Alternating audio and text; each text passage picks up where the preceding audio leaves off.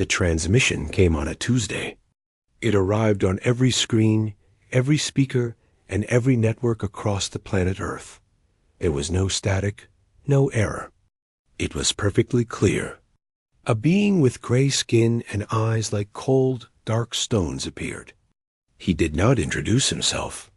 He simply began to speak. His words were translated instantly into every human language. People of the third planet from the star you call Sol, we are the Kaler Empire. Your world has been observed and judged. You are a fractured, chaotic species, barely beyond your own atmosphere. You are now a tributary of the Empire.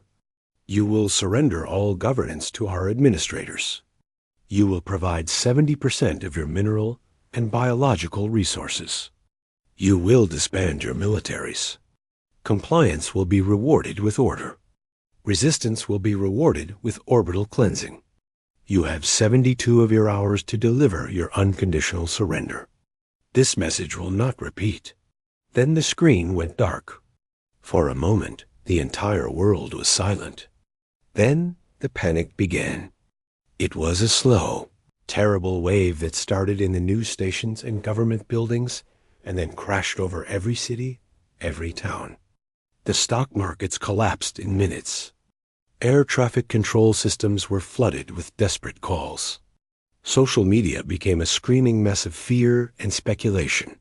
The United Earth Directorate, a fragile council of the world's most powerful nations, scrambled into an emergency session. Arguments filled the secure bunker under Geneva. Some representatives, pale with fear, argued for immediate surrender. What choice do we have? Asked the representative from a small European nation, his voice shaking. We saw their ship on the long-range scans. It is bigger than our largest city. Their technology is magic to us. We must save lives. Others, red-faced with anger, shouted for defiance. We will not become slaves on our own world, roared the military advisor from a large Asian alliance. We fight. We make them bleed for every inch. But the reality was clear to everyone in the room. Earth's militaries were built to fight each other, not a star-spanning empire. Their combined nuclear arsenals might not even scratch the shields of the Kaler vessel, now parked just beyond the moon. The debate raged in circles, a storm of fear and helplessness. A clock on the wall counted down the 72 hours dot in a quieter place. Far from the shouting, two people watched a different set of screens. The Korea Astronomy and Space Science Institute was mostly empty, its staff sent home to be with their families. But technician Kim Soo-min had stayed. She was a woman in her early 30s, with a calm face and a methodical mind. Panic, she felt, was a waste of energy. Data was what mattered. Her colleague, Park Dae-yeon, was the opposite. He paced behind her chair, running a hand through his already messy hair. Surrender. They want us to just raise our hands and give up everything. Our history, our freedom, everything. He kicked the leg of a desk, a useless gesture of anger. Soo-min did not look away from her monitor. They are not the only thing out there, Dae-yeon. What are you talking about? For weeks, she said, her voice low, I have been tracking a sensor ghost.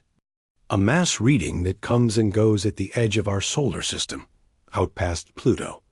It was so faint everyone dismissed it as a glitch in the new deep space array. She pulled up a graph. But it was moving, and it was coming closer. Dae-yeon leaned over her shoulder. A comet cluster? A rogue planetoid? It decelerated, Soo-min said simply. Twice, in a way that is not natural. She zoomed in on the latest data.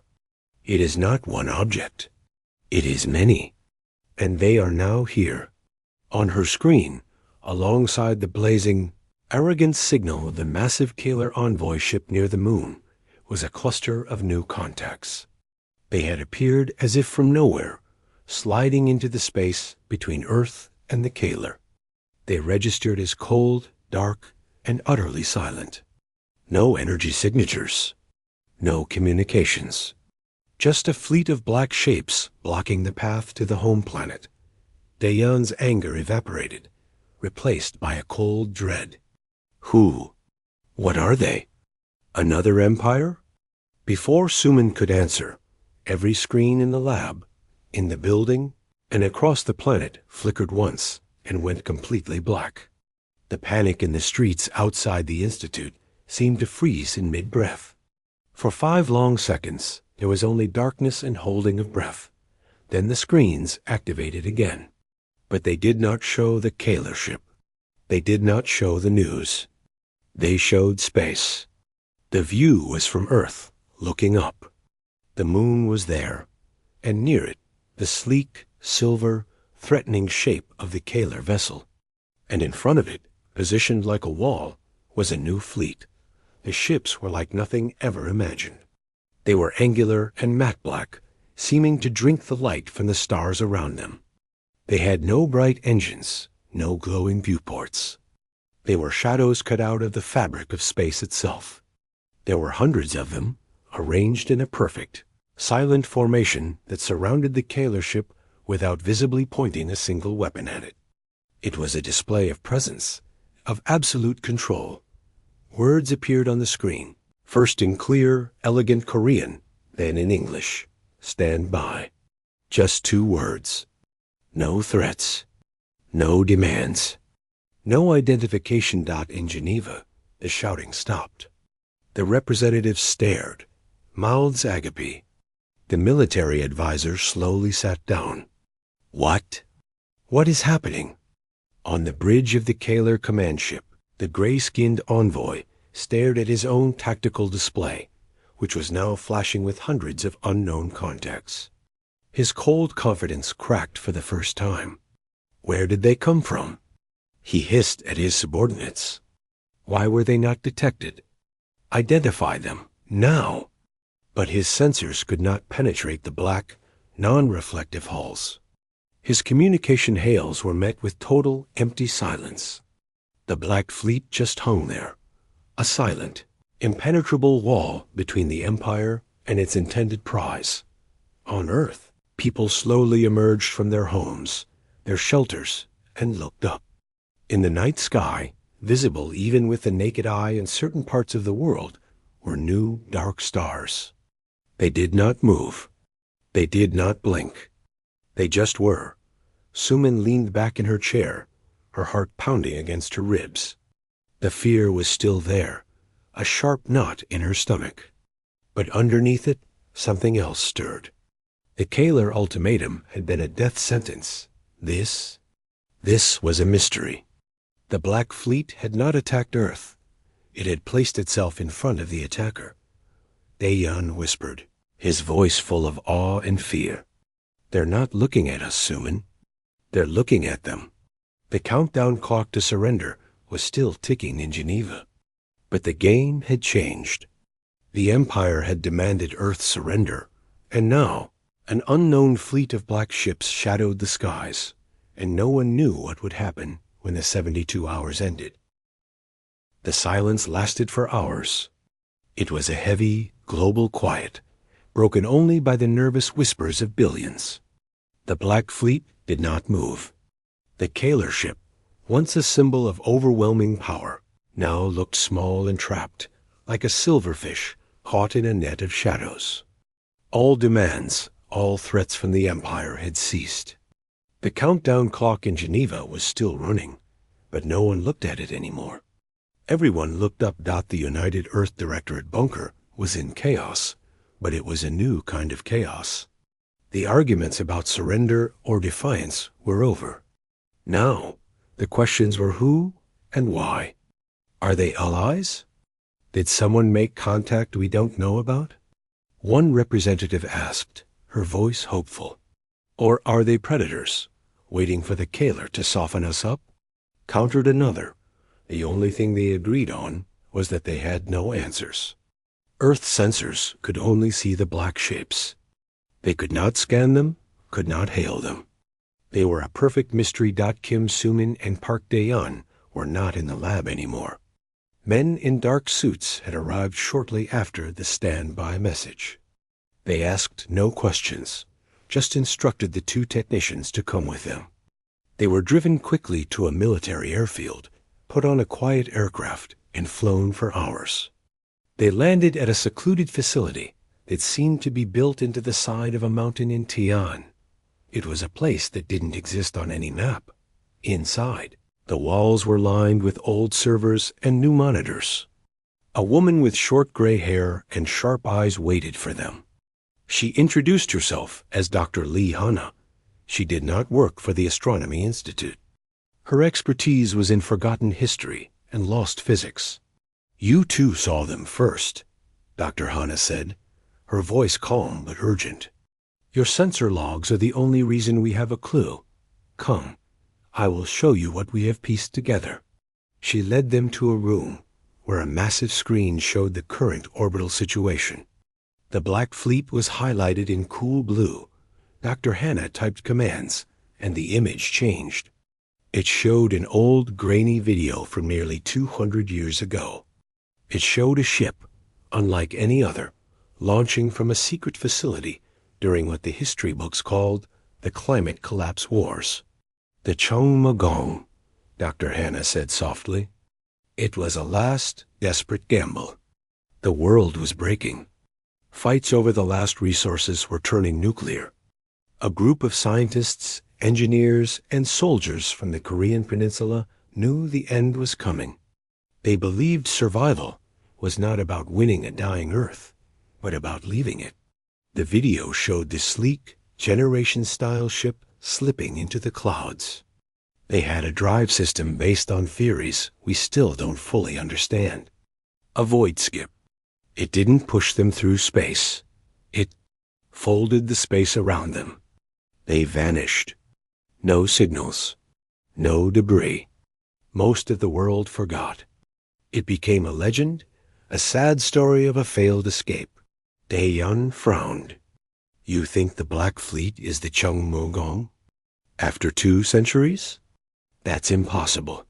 Suman was staring at the design schematics of the old ship next to a blurred silhouette of one of the black vessels. The proportions were different, heavier, more brutal. But the central hull structure, the arrangement of the primary spars, they were a perfect match. A seed that had grown into something formidable. "It's them," she whispered. "They didn't fail." Dr. Hanna nodded. "We believe they found a place, a home, and they advanced. They evolved their technology in isolation for one purpose, survival against the dark. And they never forgot where they came from." She pulled up a new image. It was a close-up, taken by a high-powered telescope of the largest black ship. On its side, almost invisible against the matte hull, was a symbol. A coiling serpentine dragon wrapped around a traditional Korean drum. "A Janggu," Suman said, "for the rhythm of the people. And the dragon, for strength." "Not just strength," Dr. Hanna corrected. "For guardianship. In our oldest stories, the dragon protects. In orbit, the silence was broken. The Kaler commander, his pride wounded, decided to test the shadow in his path. He ordered a single, low-powered energy pulse to be fired from his ship. It was not meant to destroy, but to probe, to see if the black ships were real or just a clever illusion.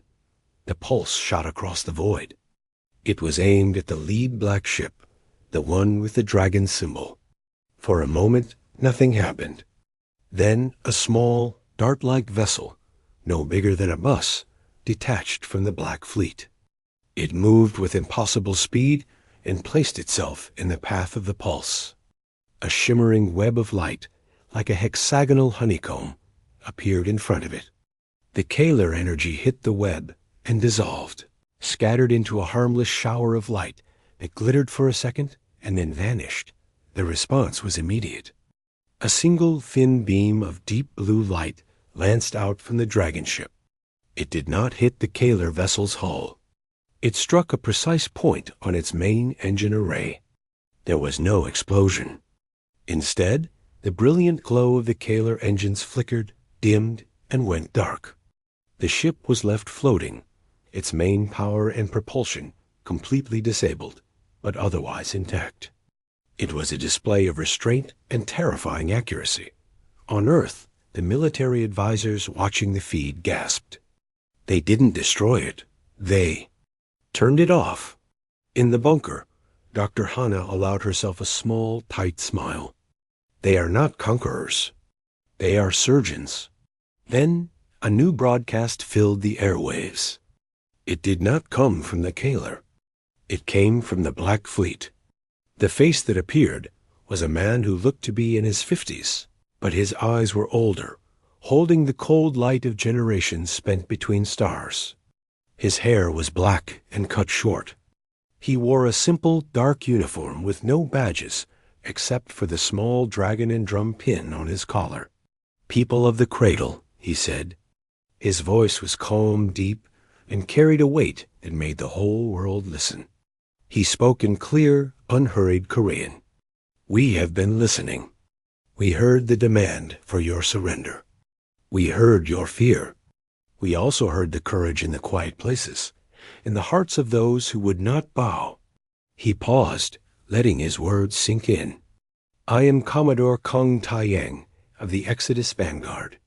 The ship you called the Shungmu Gong was our beginning. We are your children returned. You are not alone anymore. You do not surrender. You do not bow." He turned his head slightly, as if looking at the disabled Kaler ship. "The galaxy has many voices. Some speak only the language of force. We have learned other languages. Today, we will teach a lesson." The transmission ended. In the streets of Seoul, of Bizen, of cities around the world, people stood frozen, processing the words. Your children returned. A wave of emotion, raw and powerful, crashed over the planet. It wasn't just relief. It was a fierce, sudden pride that dried the tears of fear. Strangers hugged. Cheers erupted, uncertain at first, then growing into a thunderous roar that rose from every continent dot in the mountain facility. Dayan wiped his eyes, embarrassed. Sumin felt a lump in her own throat. They weren't saved by mysterious aliens. They were protected by family they never knew they had. But on the silent bridge of his dead ship, the Kaler envoy felt only a cold, humiliated fury. He had come to claim a primitive world. Instead, he had been swatted aside by a people who should not exist. He looked at the Black Fleet, now glowing faintly with dormant energy in the sunlight, and he knew the game had changed forever. The Empire had demanded Earth's surrender, and Earth's long-lost children had just said no. The world held its breath. The feeling of pride was warm, but it was followed by a sharp, cold question. What happens now? The Kaler ship floated powerless, a silent trophy of the Black Fleet's strength. But everyone knew it was not over. The Empire would not accept this. In Geneva, the Directorate was no longer arguing about surrender. They were arguing about the new arrivals. Can we trust them? The European representative asked, her voice hushed. They say they are our children, but they have been gone for 2 centuries. They are a different culture, a different society. What do they want? The military advisor from the Asian Alliance leaned forward. What they want seems clear. They stopped the Kaler without destroying them. They protected, not conquered. That is more than we could have done. We must open communication, formally. A young woman in the room cleared her throat. Her name was Song Jin. She was a junior diplomat, known for her cool head and perfect language skills. She had been silent throughout the earlier panic. We have the old protocols, she said quietly. All eyes turned to her.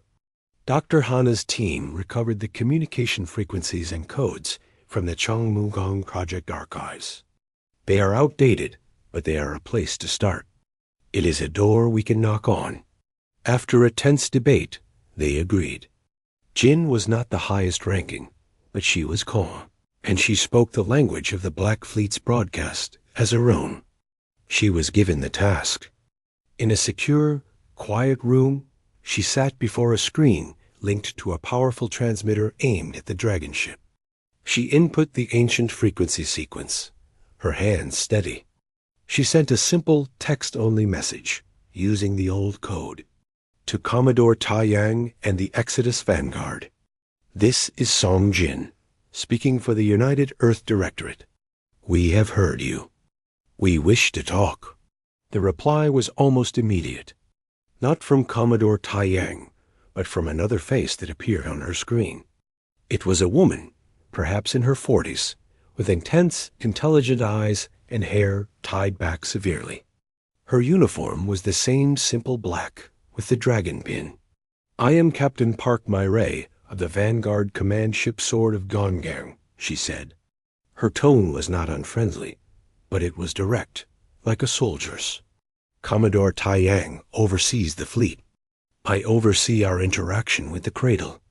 Your use of the old codes is noted. It shows respect for the past. We appreciate this. Jin bowed her head slightly. Captain Myray, on behalf of Earth, I thank you for your intervention. The world is grateful but uncertain. What are your intentions? Murray's lips formed something that was not quite a smile. Our intention was to prevent your extinction or enslavement. That part is done. Our next intention is to ensure it does not happen again. The Kaler Empire is prideful. They will be back with more force. They speak a language you do not yet understand. It is the language of absolute dominance. They see a quiet word as weakness. They see a generous offer as a trick. They only understand one thing, superior force, clearly demonstrated.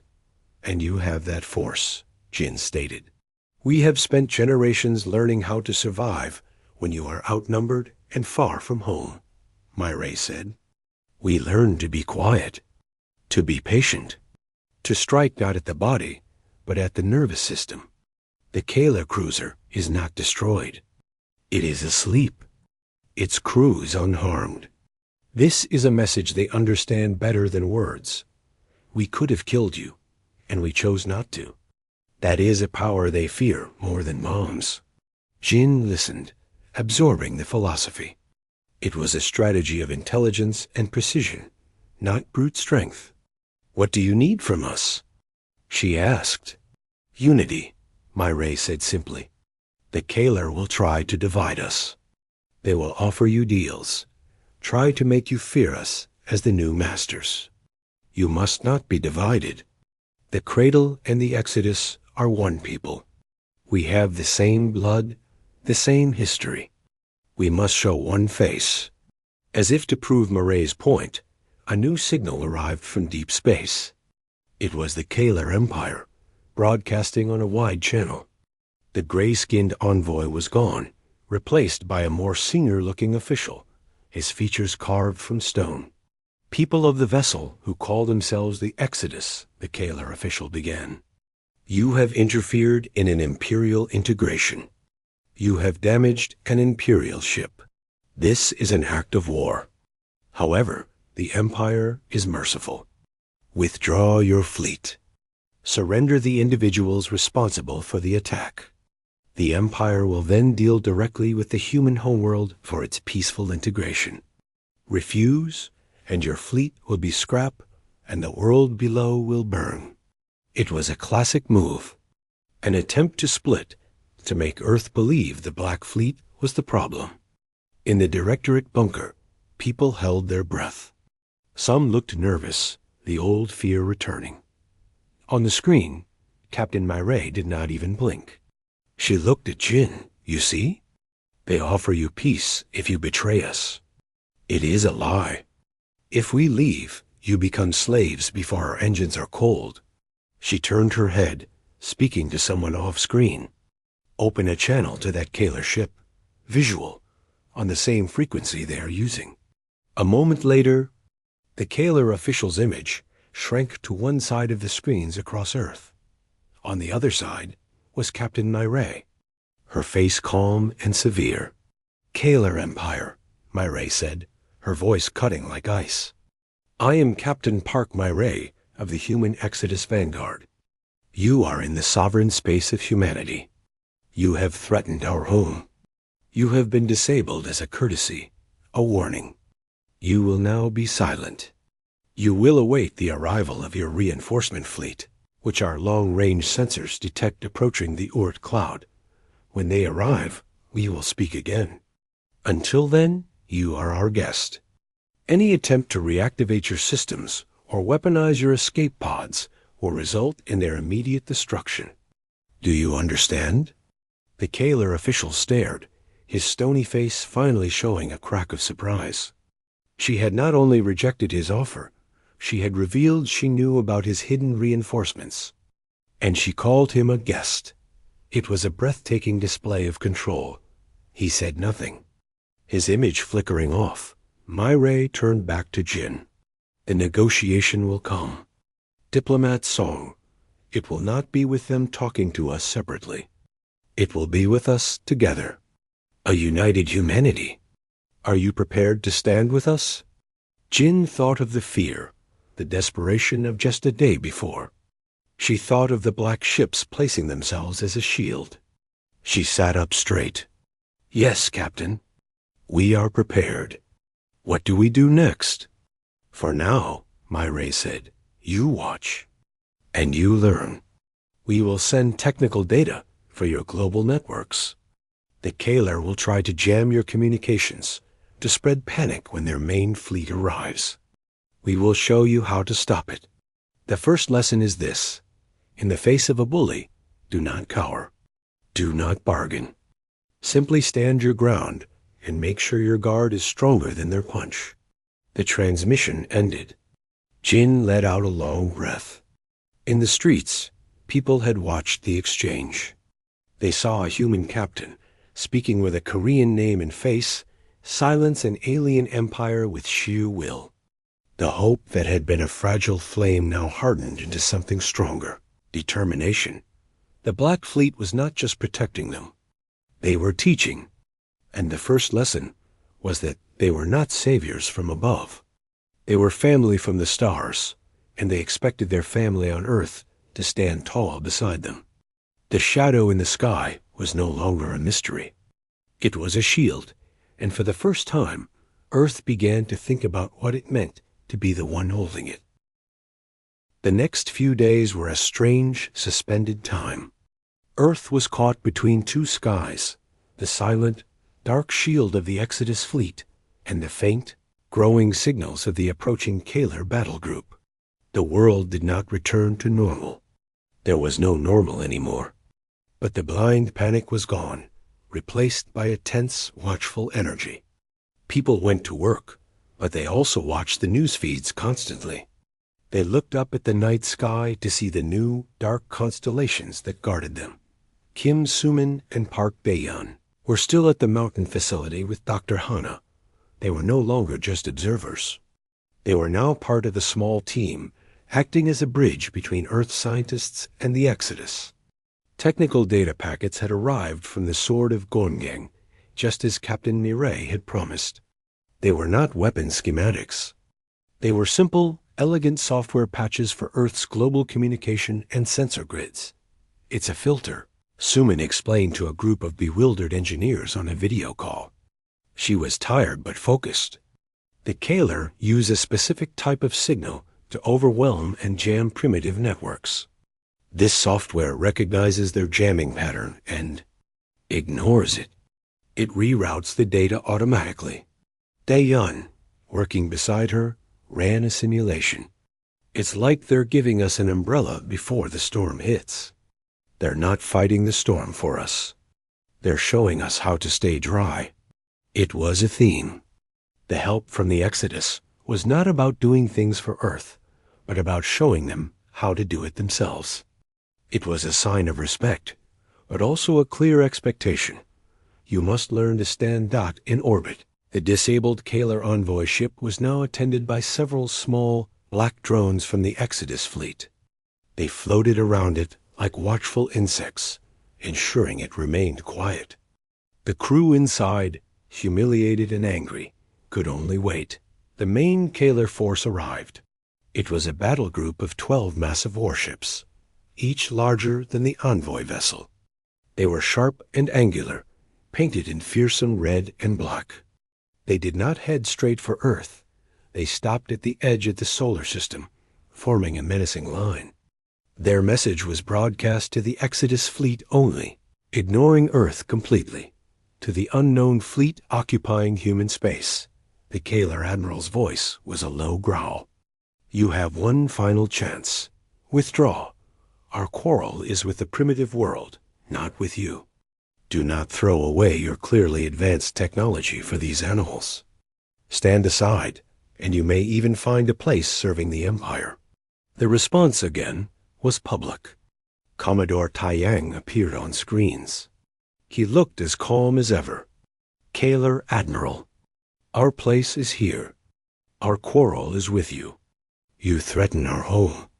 You will now speak to both of us, or you will speak to no one.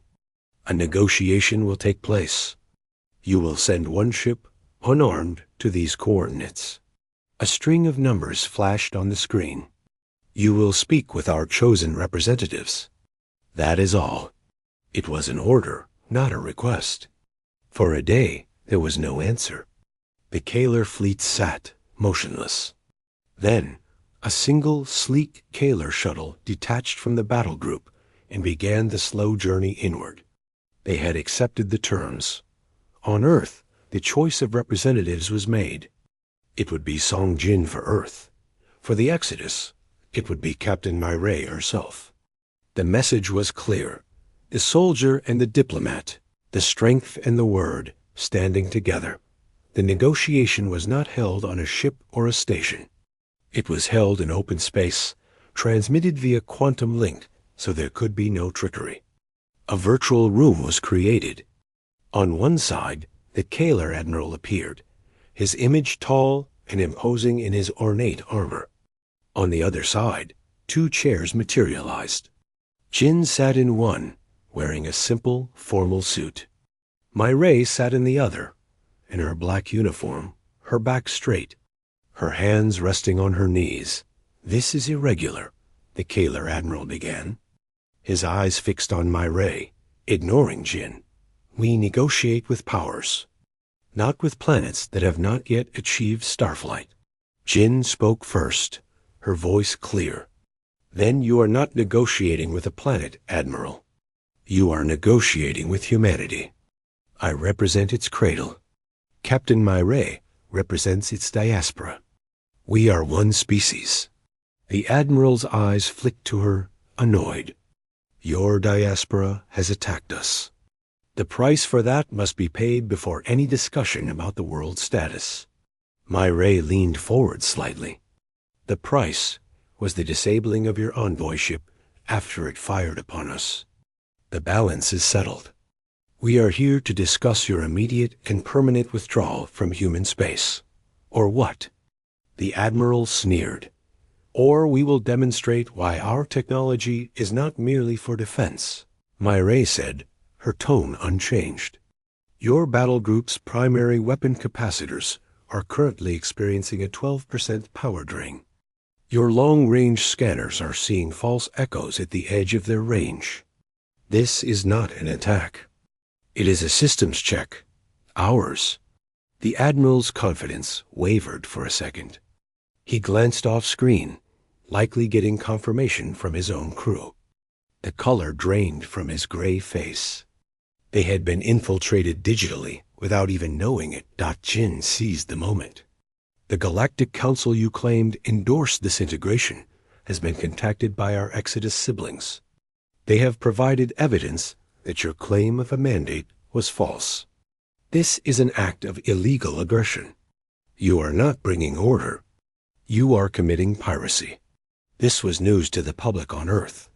A murmur of shock and then fierce pride went around the world. The Exodus had not just been watching the skies. They had been fighting in the courts of the galaxy. The Admiral was isolated, outmaneuvered. He tried to bluster. The Council's opinions are irrelevant to the reality of power here. The reality here, Myray said, cutting him off, is that your power is an illusion. You cannot defeat us without losses your empire will not accept. You cannot divide us. You cannot intimidate us. You have only one logical choice. Leave, now, and take your sleeping envoy with you. The virtual room was silent. The Admiral looked from Jin's resolute face to Murray's impassive one. He saw no fear, no division. He saw a wall. The strategy of the Empire was to find weakness and exploit it. Here they found none.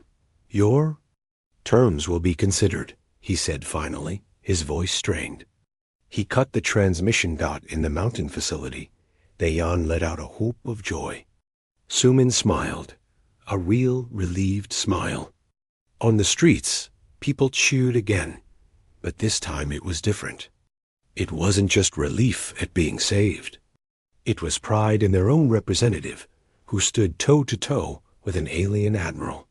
It was awe for the captain who exposed his weakness with a few quiet words. The Kaler shuttle turned around. The battle group, after several hours of tense waiting, powered down its weapons. One by one, they turned and began to accelerate away, back into the deep dark. They did not even retrieve their envoy ship.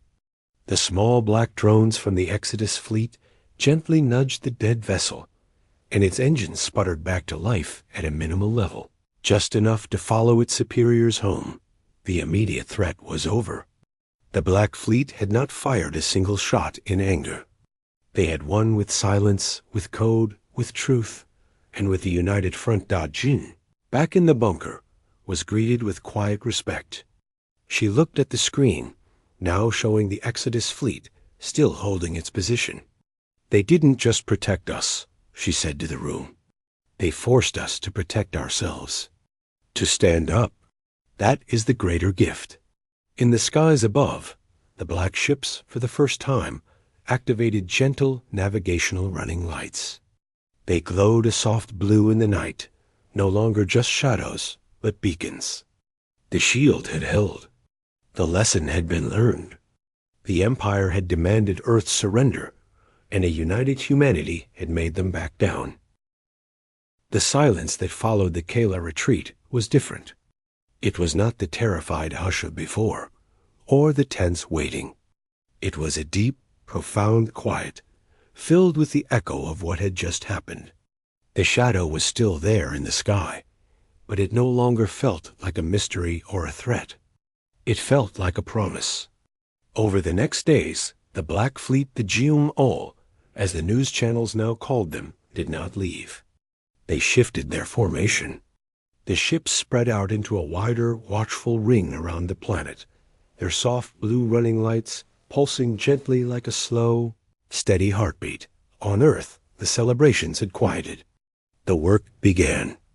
The United Earth Directorate, for the first time in its history, acted with something resembling unity. Committees were formed with a single purpose: to talk with the Exodus. It was decided that the old mountain facility in Tian would become the primary liaison center. Dr. Hana, Kim Sumin, and Park Daeyeon were asked to stay. Song Jin was placed in charge of the diplomatic team. The first physical meeting was arranged. A small, sleek shuttle detached from the sword of Goemgang and descended through the atmosphere. It did not roar like a rocket. It whispered, slipping into the sky over the sea near Tian as silently as a falling leaf.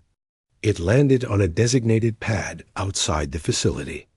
The door opened, and Captain Park Myray stepped out, followed by two aides.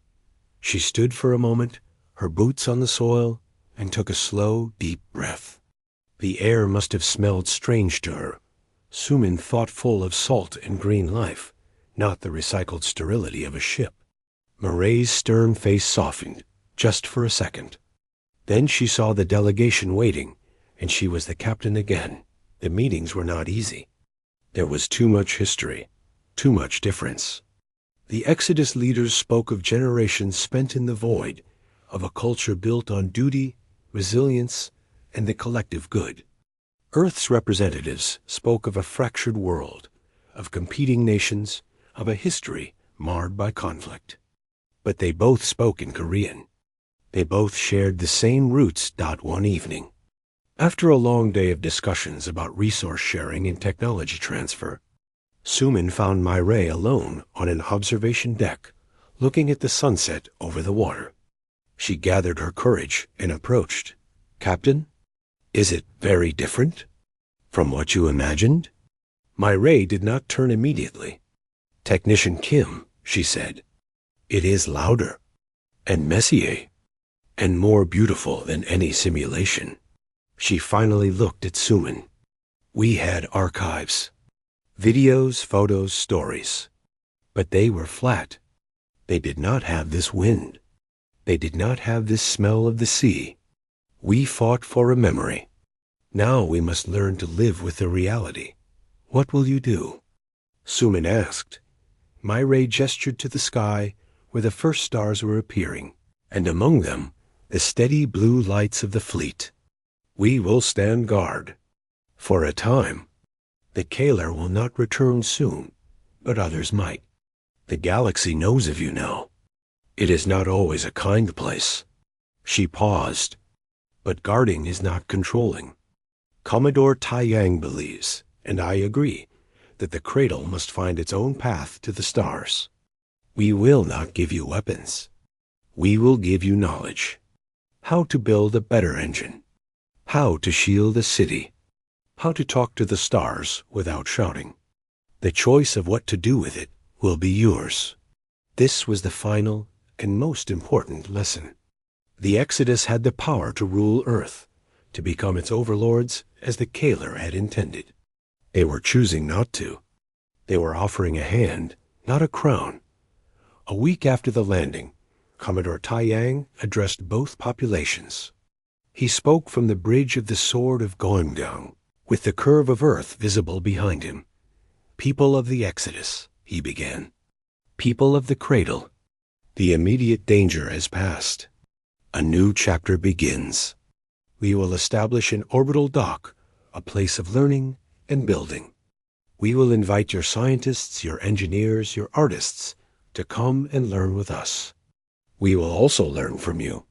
You have a creativity, a stubborn diversity that we lost in the dark. We need it." He smiled, a rare, warm expression. "We have watched your blue world for a long time. It was a point of light in our black sky, a reminder of where we came from. Let us now be a point of light in yours, a reminder that you are not alone, and that your future is greater than you dreamed." The speech ended. That night, all around the world, people gathered outside. In cities and villages, they looked up. The Black Fleet had arranged its lights into a new pattern, a constellation that mirrored the dragon and drum symbol on their hulls, a sign of guardianship etched across the night. On a beach not far from the Tian facility, Park Daeyeon and Song Jin sat on the sand, watching the starry dragon shimmer above. They had become friends through the chaos. "It's funny," Daeyeon said. "I spent my whole life looking down at screens, at data. Now I can't stop looking up." Jin nodded. "We were so small before, fighting over borders on a map. Now the map has changed." Above them, a new, brighter light appeared among the fleet. The orbital dock, the first joint project, had begun construction. It was a seed, high above, on the observation deck of the Sword of Goemgyang. Sumin stood beside Captain Myray. She had been invited for a tour. She looked down at the planet, a swirl of blue and white, so fragile and so alive. "Is it hard?" Sumin asked quietly. "To be so close to home, but still live out here?" Myray placed a hand against the cool transparency of the viewport. "This is our home too now," she said. "The space between stars. But we can make sure the two homes are connected. We are the bridge we always wished we had." She turned to Sumin. "Go back down, Technician Kim. Tell them what you saw. Tell them the sky is not a limit. It is a door, and we are holding it open for them. Sumin returned to Earth the next day. As her shuttle descended, breaking through the clouds, she saw the familiar coastline. It looked the same, but she knew it was not. Nothing was. The shadow was gone from the skies, replaced by a guiding light. The Empire had demanded Earth's surrender, and in refusing, Earth had found not just allies, but its own lost family, and a future written in stars instead of surrender papers. The Black Fleet no longer shadowed the skies. They illuminated them.